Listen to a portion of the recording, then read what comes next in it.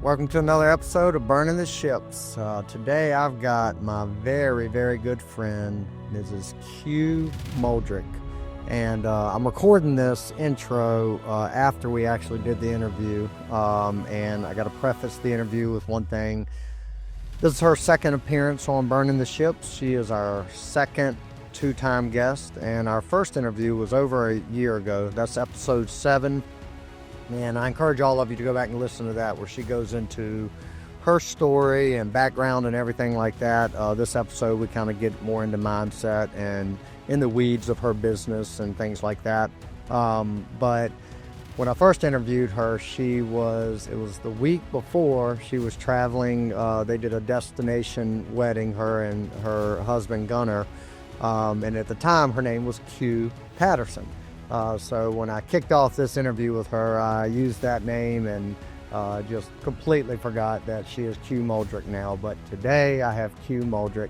But before I get into that, I've been, as you guys have been following along or listening, I've kind of implemented, my son, who's 8, asked if I could start telling a joke of his every week. And I've been doing that kind of to kick off every episode, but lately he's been asking me to read the jokes like in real time. He wants the first time I see him to be when I'm doing an episode. So he writes them down, gives them to me. So,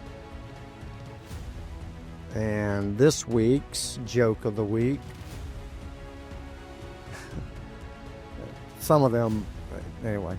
Why did the old man fall into the well? Because he couldn't see that well. That's JJ's joke of the week. So I get a kick out of that. Again, I think he's stealing these from his iPad or somewhere, but he claims he's making them up. I feel like I've heard that one before though. But now we will get into Mrs. Q Moldrik. Q has, like I said, become a very good friend of mine. I get a lot of fulfillment just now, kind of being full-time for a couple years in the entrepreneurial space and doing this podcast and stuff like that. I get a lot of fulfillment from the people I meet, the relationships I build. Naturally I keep my bubble very small of people that I get very close to. But as I'm growing my business, I kind of have to expand that and kind of break down that wall and allow new people in as I grow and build relationships and things like that. But with Q and her husband Gunnar, that has not been very difficult. I met them, it's been a couple years ago now, through Legacy Family, which is a mastermind group I'm in that's kind of started off as real estate based, but for me it's more relationship based. But I met them, developed a good friendship with them, and then ultimately we teamed up with Q to handle our social media and all of our marketing and stuff like that through our lending company. So I've gotten very close to Q, and I was excited to sit back down with her to talk more mindset stuff. The first interview we did, like I said, it was episode 7, and we just kind of talked about her story. I did that there in her home in Charleston, South Carolina, so that was a lot of fun. But we had just started. She was episode 7. Not a lot of folks heard that one, so I'm excited to share Q with the audience now that has grown to what it has. And so before we get into the interview, I'm going to read Q's bio, and I wanted to read it because I don't want to miss out on anything. She's got so much good stuff going on, as you will hear when we get into the interview. But I'm going to read off, high level, a lot of that stuff, and then she'll elaborate on it as we get going. So Q Moldrik, short for Susie Q, is a bold and results-driven entrepreneur who has spent the last decade helping businesses of all sizes navigate the ever-evolving digital landscape. A Penn State graduate, Q combined her passion for marketing with her entrepreneurial mindset to build Legacy Digital Media, a boutique full-service marketing agency based in Charleston, South Carolina. Under her leadership, She has cultivated a powerhouse team of digital strategists, content creators, and brand builders, specializing in social media, SEO, email marketing, content creation, reputation management, website development, UGC, and influencer marketing. Q has worked across a wide range of industries, including personal brands, restaurants, the medical field, real estate, tech, health and wellness, e-commerce, and more. She understands that while every industry has its nuances, the core of digital marketing remains the same: great storytelling, strategic positioning, and data-driven decisions. Her philosophy is simple: digital marketing should be an evolution, not an all-at-once approach.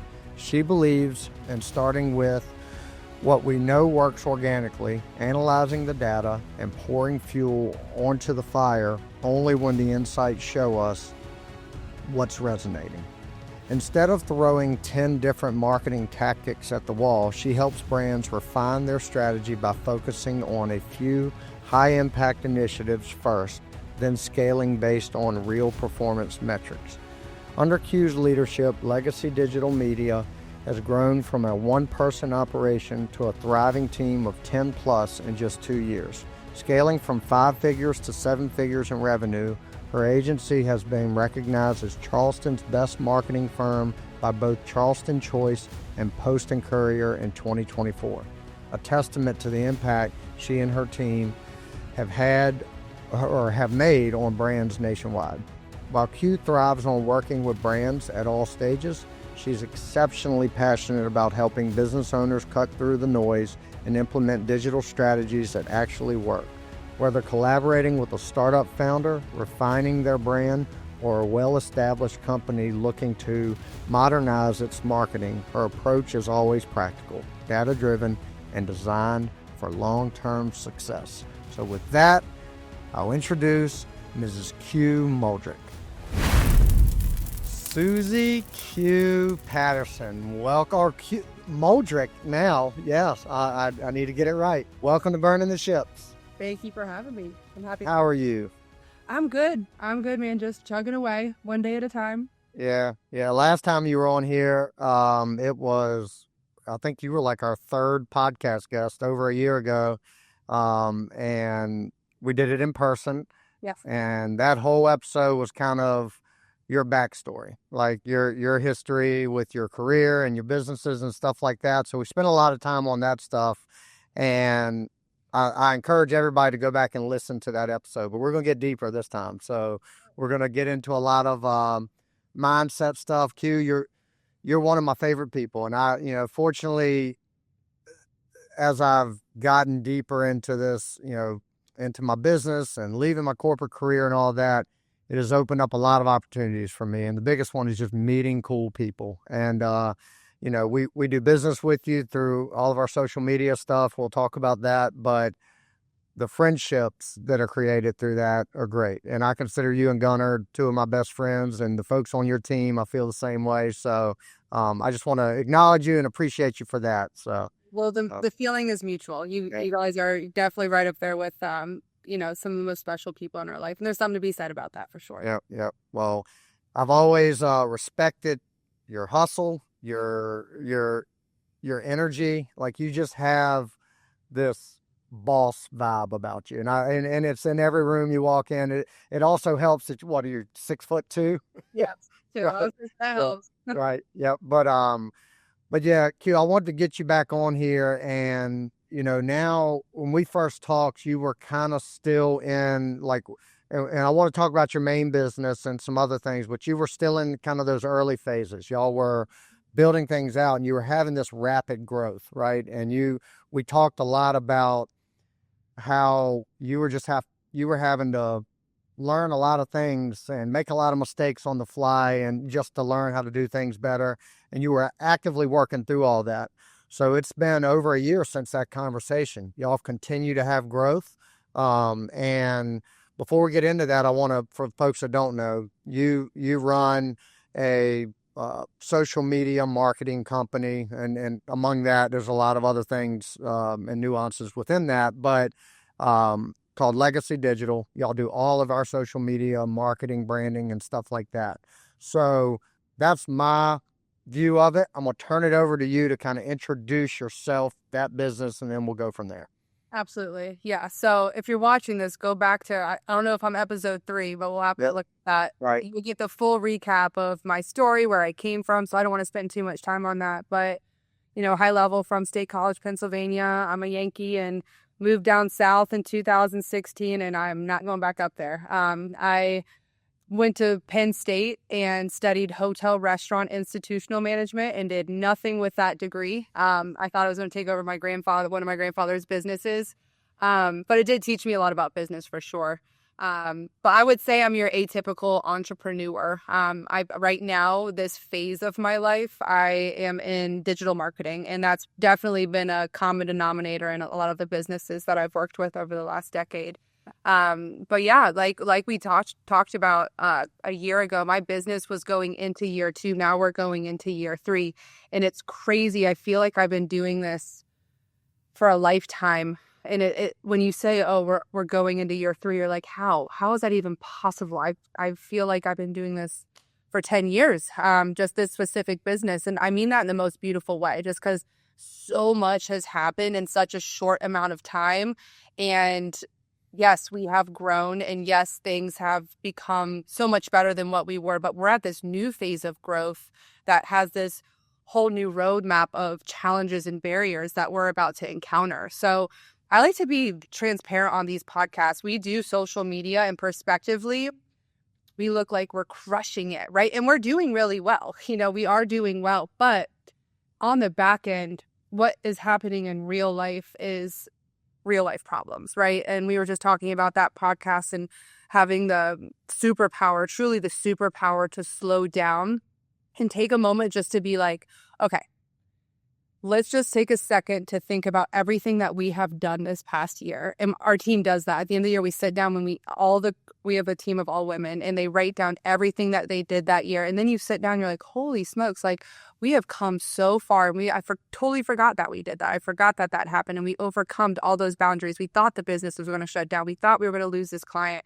We thought like worst case scenario so many times, and look at us. We're here and we're on top and we're still moving forward. So, talk about mindset, talking about, having those impulsive moments of like these fear-based decisions that you're making in the moment, when in reality, you just need to pause and take a step back and be like, look how far I've come, right? And as cliche as that sounds, it's so powerful. This week, I had a moment where my anxiety just consumed me. I was on a campaign. I was the one with the camera in front of me, and I had to talk about our service success and all these things. And I had to be able to like rewire myself and push through that moment of like paralyzation where I thought like something happened, and keep moving forward, because that's what being an entrepreneur is. Truly, it's if you don't sleep at night, if you don't know what's next, if your fear is always going to be riding shotgun with you, that bitch ain't going anywhere, right? She's going to be there 24/7, and you just have to learn to keep it parallel, not let it intersect. So this year, going into year 3, I think year 2 is our biggest growth year as far as learning experiences. Lots of failures, lots of roadblocks, but I wouldn't have changed one single thing, because if I didn't experience those, then I wouldn't be where I am today. And again, that is a cliche comment, but I know every single time I put my everything into everything that I had, my all into everything that I had in those moments. And I know that I left it all out on the field, and I couldn't have done anything different. And I think there's power in that, knowing that I didn't just half-ass it, knowing that I didn't just sweep it under the rug, knowing that I put my all into it was very, very powerful. So yeah, I think go ahead. I just think it's a lot to be said, and it's hard to recognize it. And kudos to you for recognizing it in the moment, it seems. But but it usually on the back end of like pain and adversity, there's big breakthroughs a lot of times, right? And that's hard to. I have a twisted mentality when it comes to this. Like when things get smooth in business or just life in general, I feel like I'm not pushing hard enough, right? So I've got to push harder to create the chaos and the adversity and the pain that I'm very confident that breakthroughs will happen. But that doesn't feel good all the time, Yeah. right? It creates not just chaos for me. I've been managing this crap in my head forever. It's everybody around me, right? And as a hard charger like yourself, um, and we talked about it earlier, it's hard to not be that way all the time, Yeah. right? And Yeah. Well, people say you're a boss, that it's because I'm so intense 24/7. right, And I need to work on my feminine energy here, right? It's something I struggle with. But it's just like when you run a company and you have, I mean, I have a huge team. I have, 10 employees, but I have, 30 plus clients. It all, at the end of the day, the buck stops with me, right? So that pressure is real. And I got to make sure my team sleeps and eats and has a house over their head. I got to make sure my clients are happy. And, no matter what is going on in the world, I'm the one that is the controlling factor in maintaining that momentum and keeping it growing. And I think, one of the biggest lessons, I actually learned it last week from Kelly Garrett. And you talk about like when things are smooth, that's not when you get complacent. That's when you double down. And she was speaking it from the perspective of, financials, like, when you're liquid, that's when you need to get more liquid, right? That's when you need to go out and get the B-locks and get the extra loans and have those as cushion, because that's when you're winning right now. And that's when it's easier to double down on it. So 100%. that applies to every moment, not just financially. Like when I'm like, oh, P&L looks good, culture is great. Never.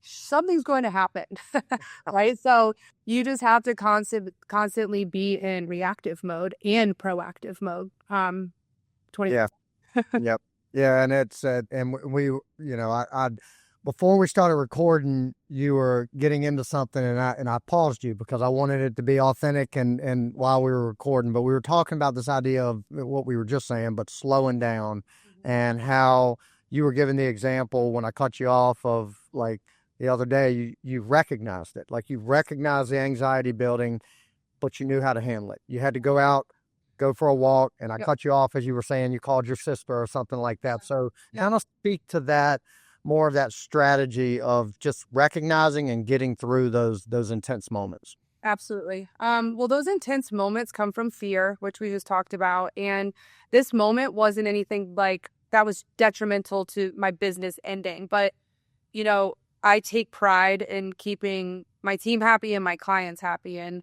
I got a message that a client wanted to speak to me. And usually when a client wants to speak to me, that means there's an issue. They didn't say anything about there being an issue. I still don't know if there is an issue, but immediately my heart sank. And I was filming a campaign, and I was, like I said, in front of the camera, and my brain just couldn't function. Like I couldn't speak. I didn't know what to say because all I was focused on was this like big problem. And I had to take a step back and be like, okay, this is where I am right now. My whole team is watching me right now, right? I have a tone to set. I still have to continue to show up. They all know what just happened. And it's up to me right now to either melt, and throw myself a pity party and make this dramatic, or showcase strength. And I don't think that this is possible for everybody, but in those moments I could push through, but I do have to create space for myself. And I've learned that this last year. I've been going through like IVF for the last 2 years. And if that has taught me anything, you're not supposed to stress out. Like that's the most annoying deal. You're supposed to be like very calm and relaxed, whatever. But I have learned tools and habits to incorporate into my life that are very small and minimal, but they make such a major difference. So going on a 5-minute walk, literally just going outside and walking around the block, calling my sister. My sister is one of my biggest tools in my tool belt, right? She's known me since like for my entire life. She knows every phase of my life. She knows, how to react to every component of my life. So giving her a call and having her tell me it's not the end of the world.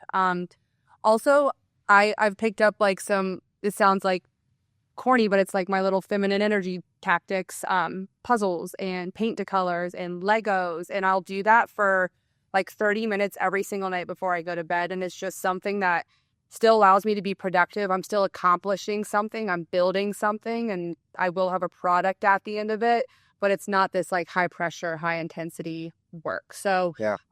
don't have a lot of time for it, but those little moments that I give myself, even if it might be a 0.5% of my day, create such a strong energy moving forward when I do hit these blocks, which Yeah. happen regularly, you know?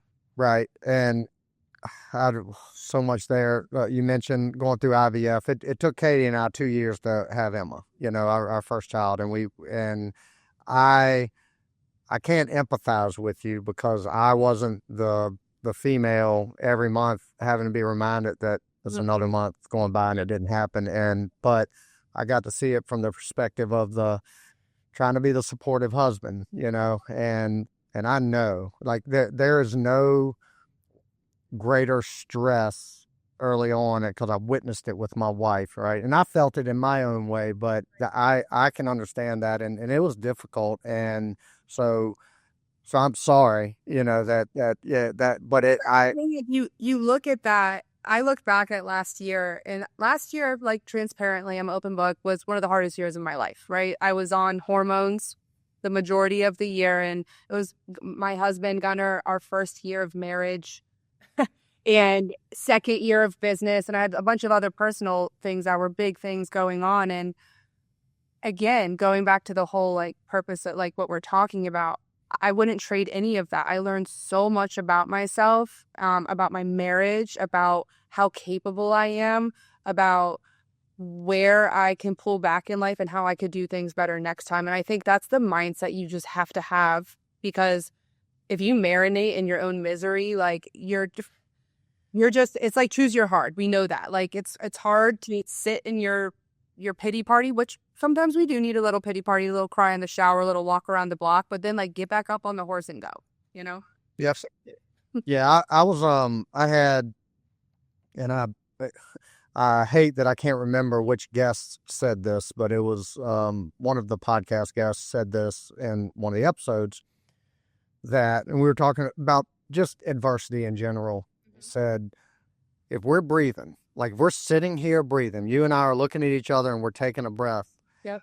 We can say that we're batting 1,000 on life. We have successfully gotten through every single thing that life has thrown at us. Now, we may be going through it, like it might be stressful and all that, but we're batting 1,000. And that, like, I think that way anyway, but to hear it articulated from somebody else, it just made me think like, I have achieved everything I'm trying to achieve. Now, it might not have been without a lot of hurdles and a lot of brick walls I had to run through and a lot of stress that continues to compound, but we're successful at that. And that, like, thinking from that perspective gives me a little bit of stress relief. Just like I am 100% successful at getting through shit. Absolutely. And so are you, right? It's like I call it like it's a superpower. It really is. And once all it is a mind shift at the end of the day. Like once you have that light bulb turn on, you could really do anything. You are capable of doing whatever you want. It's just you're getting in your own way. And it does take falling on your face over and over and over again to learn that. I don't like your child. JJ is not going to have that parameter of patience and perception and but an open mind right now because he hasn't fallen on his face enough times to understand that he is capable of getting through it, right? And I think that's like, the beauty of a child, but also like the beauty of being an adult is perception, Yep. It's like 100%. Yeah. Yep. So and let's talk about like where you guys are now. So specifically you as the head of the snake of Legacy Digital, like you're running this thing. Where are you guys and where do you see it going over? And I don't really like to talk beyond a year because, things just change so much, but like, what are y'all actively trying to accomplish in 2025? Absolutely. Great question. Well, I pride myself on operations, and I think I have a young team. And the beauty of having a young team in this industry is they are really fast and efficient at what they do. There's pros and cons, right? You have young girls got girls and guys coming out of college who this is their first time really doing anything. So that you could look at that as a con, but I love that. I love developing these girls into women and building their confidence and showing them that they're capable of doing more than like exactly what we were just talking about. You know, they're doing jobs that probably someone in their 30s would do. So building that confidence has been like so amazing and fun to watch for me. And my role is with that is getting out of operations, which I think I'm about like 95% out of operations, which is a beautiful thing. And all 95% out and 95% trust my team to do the right thing the first time. That has been a journey. Not that I didn't trust them, but just like making sure that they felt supported and confident in their roles to be independent in their roles. That's been one of my big goals this past year. So going into 2025, a few things. So we're a digital marketing agency. Like you said, we focus predominantly on building online brands through social media marketing and content creation, but we do everything from SEO, paid ads, email marketing, reputation management, and user-generated content, which I'll talk about in a little bit. But what I've learned is, well, I know that marketing is expensive, right? And it's tough because it's like, especially for personal brands, what's the return on investment, right? And it's a new world and a new era that we're in. You know, I just had a conversation with this cute little man came in today. He was like, had to be in his late 70s, and he wants me to help promote his nonprofit, but he wants this like ROI in 30 days. And I'm like, that's not the way this type of service works. It's brand awareness and it's opportunity return, and it happens at the most random times, right? And I can't sit here and say this is exactly when it's going to happen and how it's going to happen, but if you work it this way, it will happen. And that's been tough to sell people, that because I like to be transparent. I'm not going to tell, like a lot of marketers will go out there and say, we'll get you 10,000 followers in 30 days. And that's impossible to do unless you're paying for bots. So, you know, what my goal this year is putting in seed planter services that are affordable for businesses, that we could help them scale slowly and have them feel comfortable in the marketing evolution and the marketing process. So when they are ready to financially take on a bigger concept, they trust us, we know their brand, and we could roll right into it. So a few of those look like, the first one is reputation management. So that's a service I've talked to you about before. Reputation management sounds way more important than what it really is. But the end of the day, when somebody's looking for your business, 98% of people go to Google and they'll search it.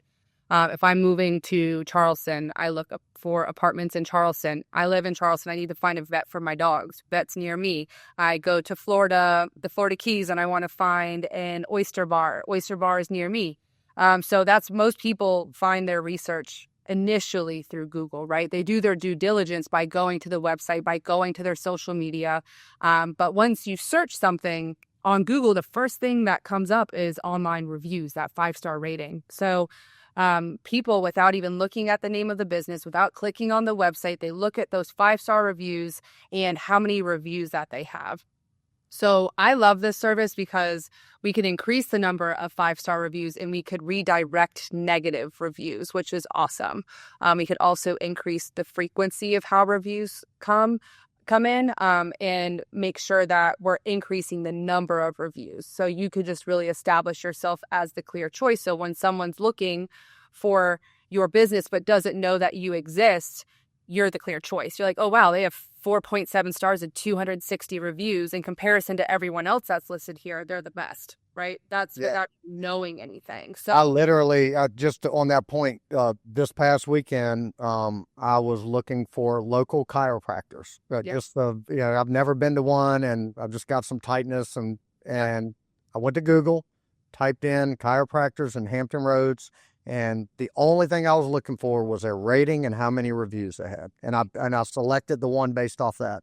Nothing else. I didn't even read the reviews. I just wanted to see how many they had and what their overall rating was. So it's exactly what you're talking about. It's crazy. And those other people or businesses or chiropractors that were stacked up against were probably great, right? They just probably don't have a marketing budget or just don't know what to do and how to make themselves or their reputation clear with that initial search. So that service is super affordable. It's like $250 a month, and it's automated. It doesn't require the client to do anything, we handle the whole component of making sure that the reviews come in.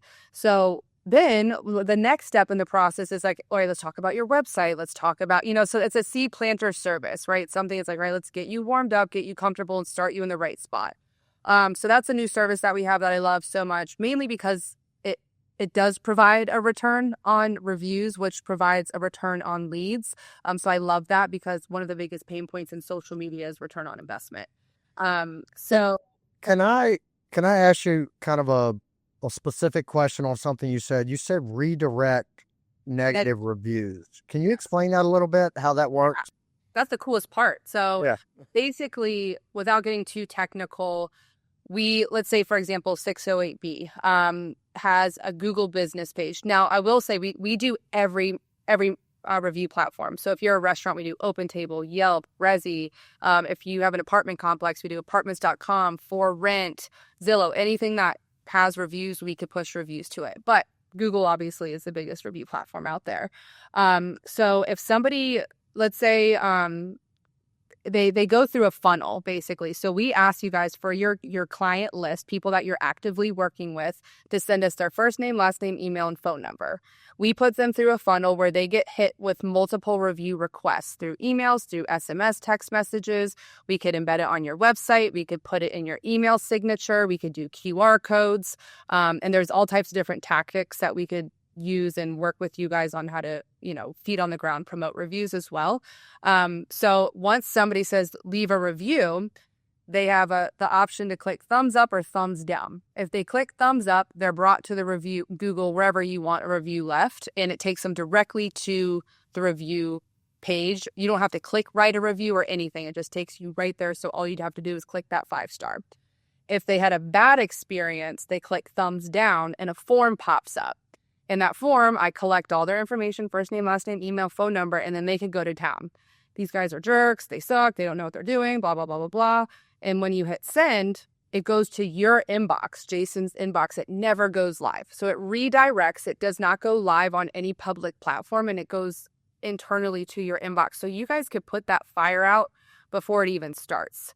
So it's we all know the power of a negative review, right? It's something that can deter somebody from going somewhere if somebody else had a bad experience. So that's why restaurants really benefit from this, or apartment complexes, just because a lot of people, they might actually read the reviews. And if there's, multiple negative ones, they're gonna be like, oh, I'm not going to go there, right? Yeah, I'm thinking through this. You're giving me a lot of questions that I want to ask you offline, just some things. But like I'm thinking of like situations where I read negative reviews like proactively, and it's usually like TripAdvisor. Yeah. When I'm looking to go to like Katie and I just booked a little trip for the summer just for the two of us, and every place we looked at, I didn't look at the positive reviews. I went and found all the negative ones and seeing if there was consistency there. So and I would imagine somebody as big as TripAdvisor have something in place to redirect these reviews, maybe. But so there's a lot of review platforms out there, and a lot of ones that are built in. So TripAdvisor has a lot of automation. So once you guys stay there, you'll get emails saying, hey, leave a review. They don't have the redirection component to it, though. What we can't do, I cannot stop somebody from going directly to Google and leaving a review. That's why we like to keep them in this funnel. So you guys sending us. So for example, like we have a few clients that do what y'all do, and in reputation management, and we send them a review request as soon as I think it's more so when they get paid back their full amount, right? So if somebody borrowed money from you and then they get paid back with the interest, like when the balloon hits, we send them a review, because that's when they're like most excited. That's when they just got hit with a lot of money. They're so happy about the partnership. So we'll hit them intentionally at that time, and they'll go in and leave a positive review.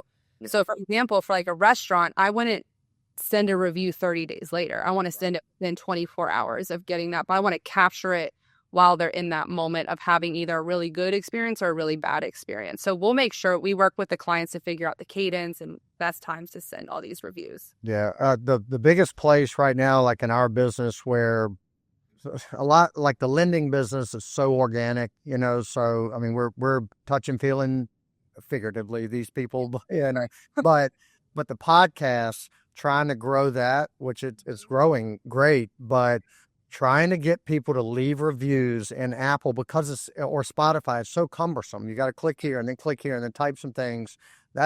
But there's no bigger impact. Like one review in Apple shoots us way up the recommended list, but getting people to do it is very difficult. So I'll talk to you about that offline because I'm about to talk around that. So that's what the funnel does. It creates the consistency and recency and frequency, because it's like, yeah, we could reach out and say, hey, leave me a review, but then you got to do that regularly, right? Yeah. The funnel just is the cyclical service. So yeah, big fan of that one. That's like my big, from an internal perspective, it doesn't require me to hire somebody, right? So we have virtual assistants that can manage this because it's so fluid, and it's not this white glove service that we have like our other services. So internally, it helps increase my revenue while not bringing on any expenses, which is wonderful.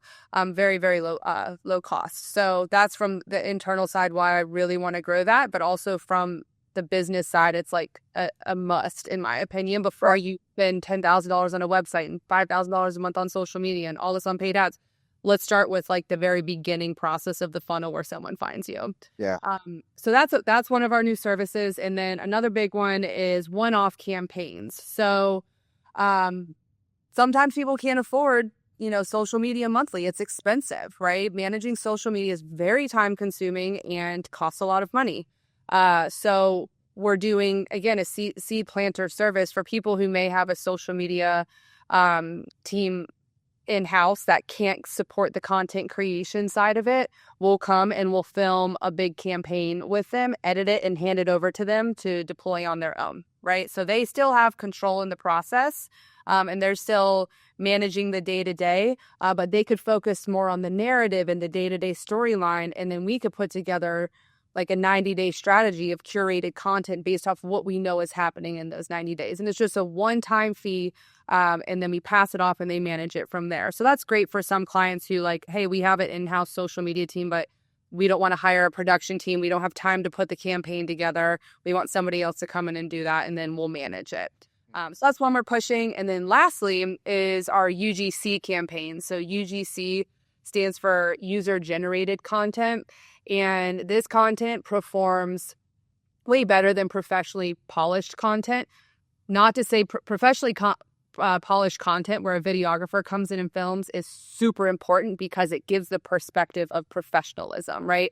If I'm sitting there and filming everything on the phone versus having professional content, the viewer is going to look at the professional content as someone who is higher up and has more experience because of it being professional. But the user-generated content performs better because it's more authentic, right? So it's great to have both of them in there. I'm sure you guys, your content performs best when you're bringing your kids in, right? Or talking about something with a story with your wife, and it's just you pulling your phone out and talking, right? Versus a video of you sitting at, with lighting and a mic and talking about, an educational component of your business.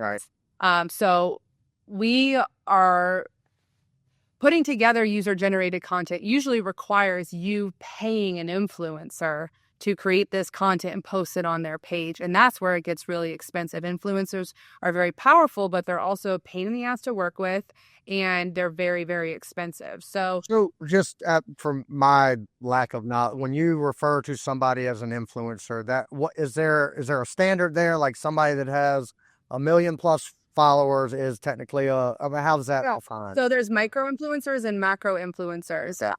I personally love micro influencers because they're easier to work with, they're cheaper, and they're a little bit more motivated versus somebody who has, say, 50,000 followers and over. Definitely has a bigger presence, a bigger reach, but also a bigger personality, and in not a good way, right? They're difficult to work with. They have higher price points, and they aren't as connected to the brand. They're just doing it to check a box. Not everybody, but a lot of influencers you'll see, hey, this is a great cell phone case, and it'll say ad on it, right? And I know like that's a part of the process with the partnership, but I'm a big believer in micro influencers just because they'll put more thought into the process. So I have a team of girls who are creators, right? They're not influencers, right? But they are creators. They know how to professionally film content on their iPhone. We have all types of gadgets and like stabilizers and lights and little props. And we will go out and take a bunch of content of it from the lifestyle perspective. We actually just did one for a cannabis liquor, and we did a mocktail shoot with it. Again, the girls just pull their phones out, make little mocktails, and they're sitting out by the pool. And we did educational content on talking about like cannabis and drinking and, you know, best practices, and then lifestyle content.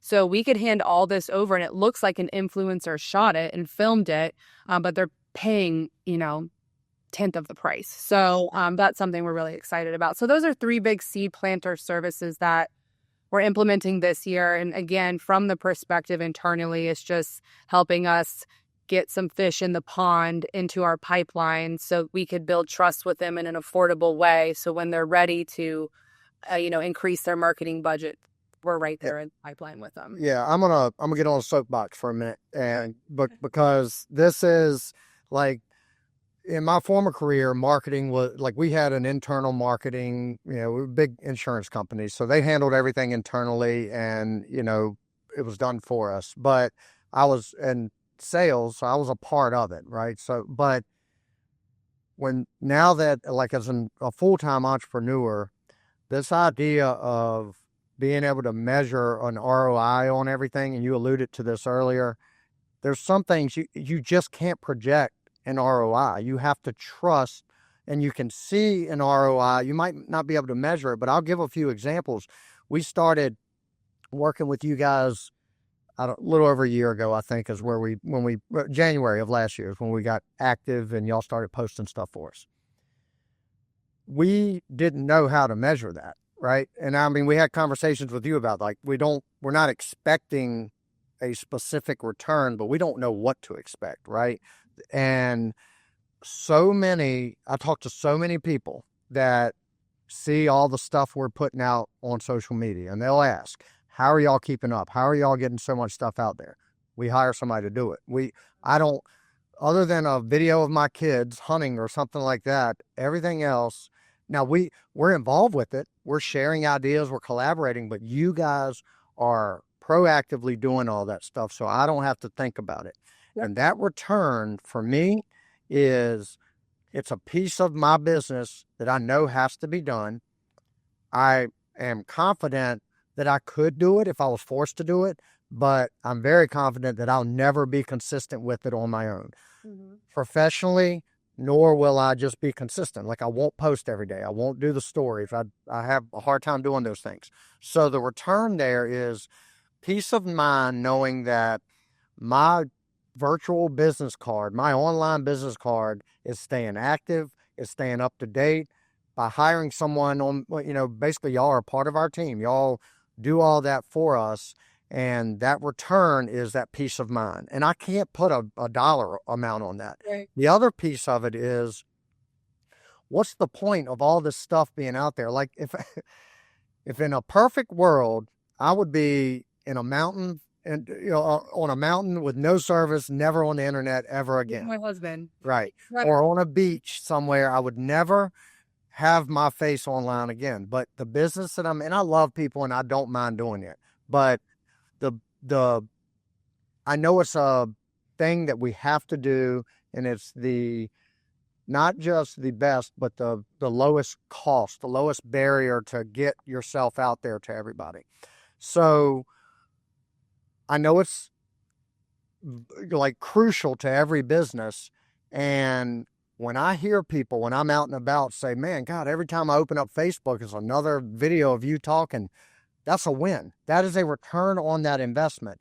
And for folks that will not spend that money, and they try to do it, and I see it all around, but I see folks in real estate and other businesses, they'll get really heavy for a month with content, and then they'll die off. You don't see anything else. And then another month they get really heavy, and it's no consistency.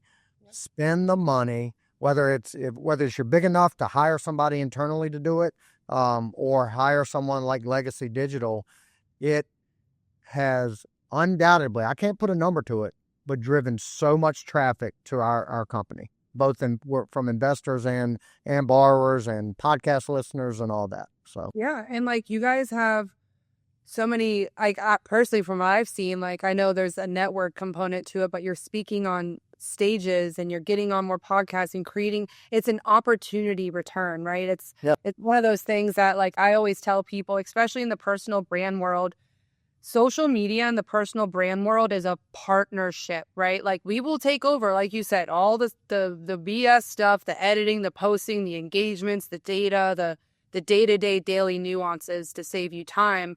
But we need you guys feet on the ground to be pushing it, right? When you are at these networking events, when you're talking on podcasts, when you're speaking on panels, when you're having a conversation with somebody, say, hey, follow us, right? Follow us on social media. This is how, when I leave this room or I walk away from this conversation or get off this stage, that's how we stay connected, right? That's where I could continue to provide you value. I could continue to provide you with opportunities every single day, right? And it doesn't have to be, oh, hey, I'll see you the next networking event next year. It's something that makes opportunities happen faster. And that's the beauty of it, right? There's, it's something in the personal brand world. There's no like call to action other than like, hey, go to my website and fill out a form.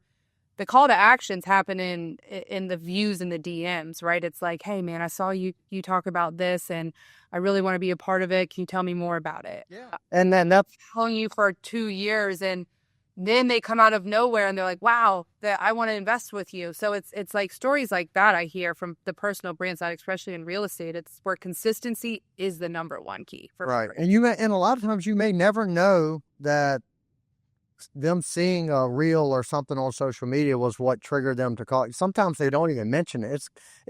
I equate it to putting a billboard on the side of the highway. Yep. People see it every day. They're commuting to work. They're seeing it every day. And then one day, let's say you're selling insurance and they don't like their claim they just went through. Oh, I keep seeing Jason on that billboard. Let me call him up. And they may never mention that billboard. So you can't measure that return. You just trust that it is steering traffic. And this is no different than that, Yep. It's so true. It's so true. Brand. I mean, it's amazing to hear a client of ours say that, right? Especially in the personal brand space, and a product space, it's easy because I'm driving them to a website to purchase a product, right? It's easy to show return on investment there, but it's that there's so much power behind it. And especially in your industry, all it takes is one big win to pay for our services for the year. So it's something that, you guys are a true testament of what a solid client should be doing. And, for anybody that's listening, if you are outsourcing or bringing somebody in-house, realize that this isn't just something you pass off to somebody. It requires your time too.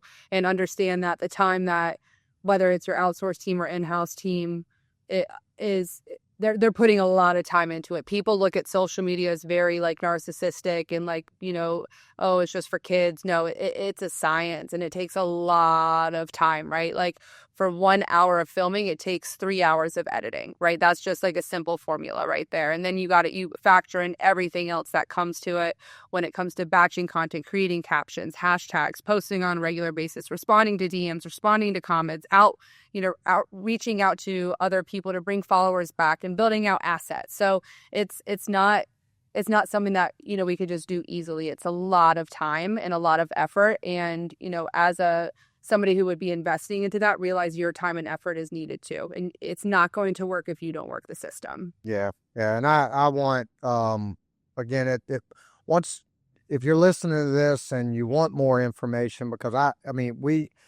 if you're listening to this or watching this, you undoubtedly have seen a bunch of our content online. Well, this is the reason why. It's Q and her team. Reach out to them. If nothing else, have the conversation. And even if you do like a one-off campaign just to test it out and then see if it's something you want to move forward with, it doesn't hurt to reach out. Like Q's not, I'm not going to put words in your mouth, but you're not going to charge somebody for just a phone call to interact and see what y'all. I was just going to say, like, sometimes it just takes a conversation. Like people, what I hear, especially in the personal brand space, people just don't know what to do, right? that's what we're here for, right? And I the first thing I do when I get on any type of sales call, usually it takes a couple calls to get someone comfortable and have them understand the importance of it. And I do all that for free, right? I'll have 3 or 4 calls with people before they're ready to make a decision. We put together a digital evolution plan that has a timeline on it that talks about hypothetically what it would look like to start with a small service like reputation management. And once we get the data that we need, let's discuss building the next phase of it. And then once we get the data we need, discuss the next phase of it. So it's something that, again, at the end of the day, it's a partnership. And like, I'm not bringing somebody on to check a box. I'm bringing somebody on with intentionality. And, I always make sure on these calls that they understand, what they have to do on their end too. So I do think there's a lot of educating that needs to happen on the sales calls in order for it to be a successful partnership for sure. Gotcha. I love it. You mentioned, I want to go back to something you mentioned right at the beginning of the podcast. Yeah. You said that at the end of every year, or the few years y'all have been in business, you sit down with the team and y'all reflect on all the things you've done good and how powerful that is. Have you considered doing that like on a quarterly basis? We need to. It's crazy. I wish sometimes we're about to hire interns, which I'm really excited about because there's so many things that we could do to continue just to keep the peace in the culture. And I think culture, if anybody asks me, I always have during interviews, like, what's the most important thing to you and an employee? And culture is everything, right? And culture gets crazy when chaos is just everywhere. And chaos happens because we don't take the time we need to sit and pause and reflect. And I 100%, I'm going to go tell Abby we're really, because it is what we do in a week. We're like, holy shit, we just killed 7 campaigns. We brought on 4 clients. We walked out this project. It's nuts what we're capable of doing. And I think just taking some time to bask in that glory is very rewarding and it just keeps that pilot light fueled, keeps you going. Yeah. I say that because it's something we're going through right now. We've, from the lending side, we've been in business year and a half roughly. But it was, for those that aren't watching, it was slow growth. And then boom, the last 6 months, it is just blown up. A lot of that is building a reputation as, we know what we're doing. We are experts in this space through social media. We've built that brand, but at the same time, and I'm more guilty than anybody else between Tim, Bill, anybody else I'm associated with. I don't slow down to celebrate wins, right? So I set these huge goals. My role is, in our business is always the visionary, and I just full of ideas. 1 out of 100 makes sense, but I just constantly turning and pushing and pushing and pushing. I never celebrate. So one thing that we've done this year, and the reason I asked about the quarterly thing is we have our big annual goal, but we are setting very clear quarterly goals, and then we're backing into really weekly, monthly goals, and we're going to celebrate the hell out of them. We have to take a breath and celebrate, because the reality is I'll never be satisfied if I don't stop for a minute. It goes back to what we were talking about earlier, and it's being intentional with those celebrations. We have quarterly reviews with our team that we do, but it's an agenda, right? You go in and you're like, okay, here's your KPIs, you hit them, great job. But it's let's actually take an hour out of our time and just focus on the wins and the wins only, right? And just make it a true celebration, because, people love to be celebrated too. I think that's, I've learned a lot about having a young team. I can't afford 6-figure salaries at the moment.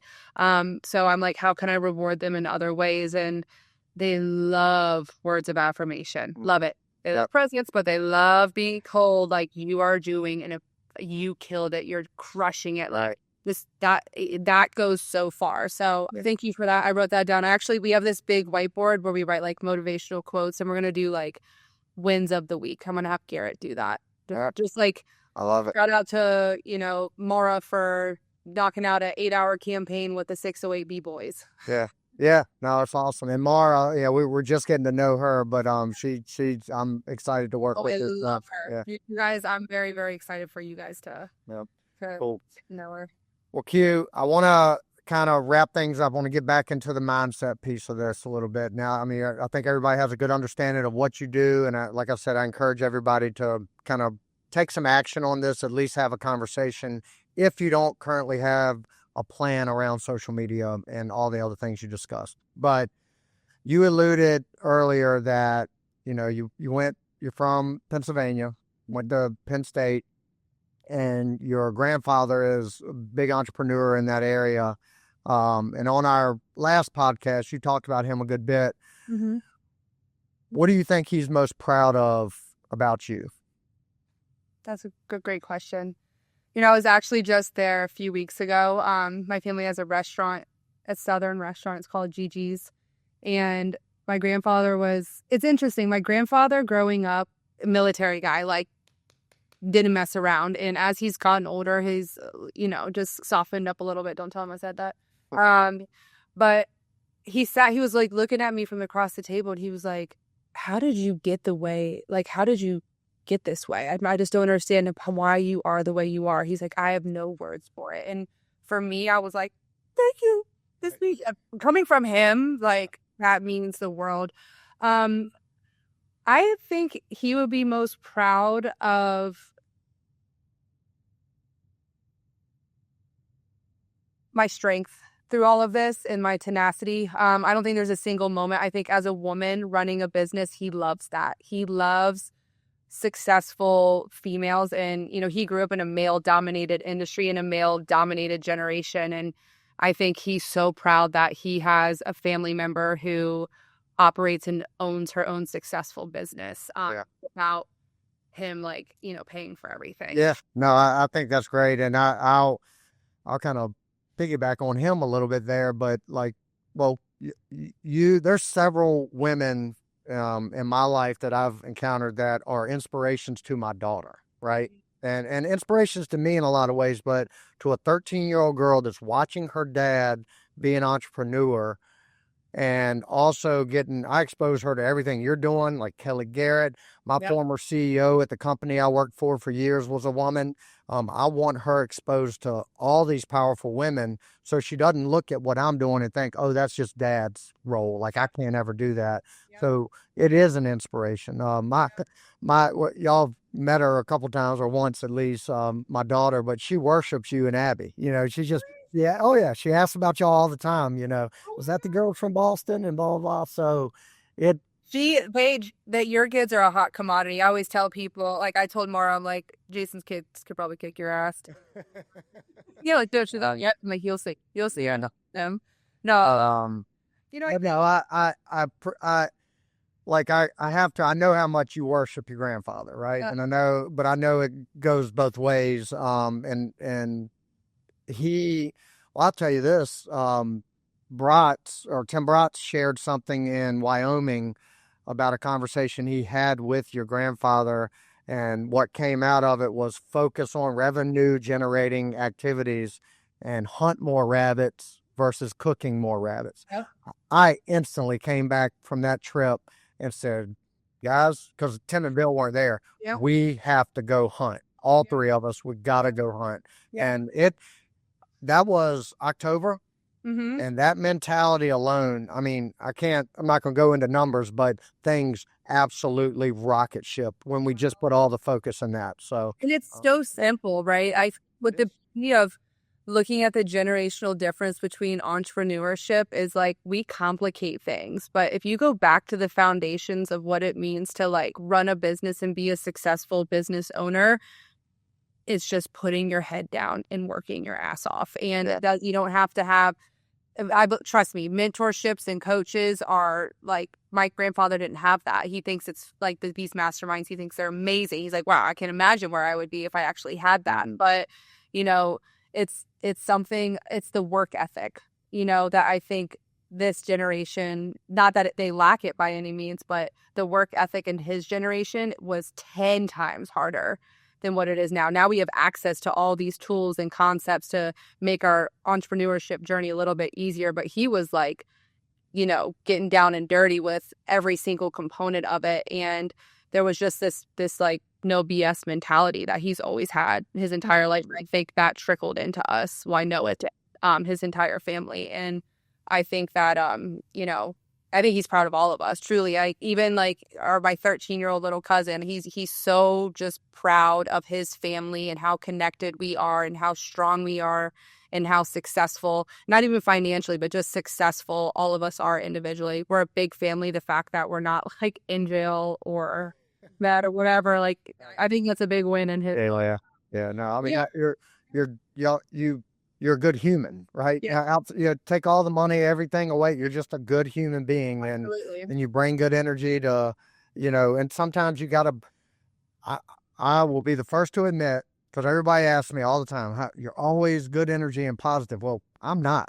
Yeah. Like I'm not always that way, but I know that I bring the most value to this world if I can. Even sometimes I have to put on the face, but just being positive and good energy, I'm not going to share and impact other people with that bad energy. Now, my wife may say otherwise, because behind closed doors, I can be a little rough to deal with. That But applies to everyone but our significant others. yeah, exactly. But no, Q, we covered a lot of ground and kind of went all over the place with that. But again, I can't thank you enough. I am always, like every day, I try to think about all the things I'm grateful for, right? And it's these relationships that, like I mentioned earlier, I would not know you if not for other relationships that I made and other, like joining a mastermind and all that stuff. So, you mentioned Kelly Garrett earlier. She's like one Girl. of my uh, biggest mentors, and I love her to death, but I wouldn't know her without knowing, Bratz, and wouldn't know Bratz without somebody recommending me to reach out to him, those kind of things. And I, I, I'm kind of rambling on that now, but I'm so grateful for those relationships leading to more relationships. And I'm fulfilled every day by it. So, and you're a big piece of that. So, Oh, thank you. Thank you. yeah. I love you guys so much. And it's amazing how far y'all have come in such a short amount of time as well. Like, again, prospectively looking y'all on social media, success is real, but I know there's things that, are going on in the back end, and the back end is where that network helps. And Yep. it's like it's your safety net, your support system, and what gets you through, the trials and tribulations of entrepreneurship. And I call them, it's like my permanent tool belt of people. And I have different people. My sister's always number one, but everybody else, I have a person to call for something, and they will have the answer, or they will have a way to the answer. And that's the power of a network. Yeah. I'm going to show you this, Q, because this is, you're going to laugh at how I take notes, but these are my notes from a podcast yesterday. And if you see, I don't know if you can see it, but right here. Oh my God. Yeah, I know it's terrible, but look what I wrote. Who to ask? Yes. And that is, we were talking about the same topic, but my network, there's absolutely nothing that can come in front of me that I don't have a direct line to somebody I can call and figure it out. Or there's not a market, like for a loan, for example. If somebody comes to me and wants us to do a loan in Des Moines, Iowa. Yeah. I've never been there. Don't know anything about it, but I know who to call, right? Or in every situation. So that is so powerful. I'm glad you brought that up. So, It's yep. real thing. Anything else you want to leave the folks with, Q? No, I think, this is corny, but there's a quote that, and I'm going to mess it up, but I've been kind of living by lately, and I heard it a few weeks ago, and I think it's very powerful based off what the topic that we had today, and also just being an entrepreneur. If you're not changing it, you're choosing it. Yeah. Okay. Exactly. So read it that way. If we got it, you're choosing it. And that was powerful to me, because even like at night when I sit down, I get on my phone and I start scrolling, and I'm like, I need to stop getting on social media at night, but I'm choosing, like, I am intentionally choosing that. I'm intentionally not choosing to pick up a book and read, or do one of my arts and crafts, in my relationship, if I react a certain way, that's on me, right? And it's just taking full ownership of everything in your life, and not creating this sense of like putting it on somebody else, or it's some type of other outside factor. At the end of the day, the buck stops with you, and you have the complete authority to change anything that you want in your life. So that's my biggest takeaway, just from entrepreneurship, from life, from this podcast. And it's kind of like what I'm standing by right now. And it's getting through. I love it. And look, you're going to look back on, both personally and professionally. You've already said it, but you're going to look back in a couple years and look at these moments 2024 as I had to go through that. Yeah. I had to go through that, and everything I have right now is better because of it. So you have a great perspective on all that and a great approach, and I appreciate you sharing it with everybody, Q. Of course. Well, thanks for having me. Thank you for coming on, and that'll wrap up another Burning the Ships. Thank you for tuning in to this episode of Burning the Ships. I want to give a special thanks to our sponsor, 608B Capital, helping real estate investors secure fast, reliable funding to fuel their boldest moves. If you're ready to take your investing to the next level, visit 608bcapital.com to learn more. If you found value in today's episode, please take a moment to rate and review the podcast. Your feedback not only helps us improve, but it also helps us reach more people who are ready to burn the ships and commit fully to their goals. And don't forget to share the episode with someone who needs that extra push to take bold action. I'll leave you with this. Burning the ships isn't just about removing the option to retreat. It's about unlocking the courage to charge forward. No matter the odds, the past is behind you and the future is yours to conquer. Thank you for listening, and I'll see you next time on Burning the Ships.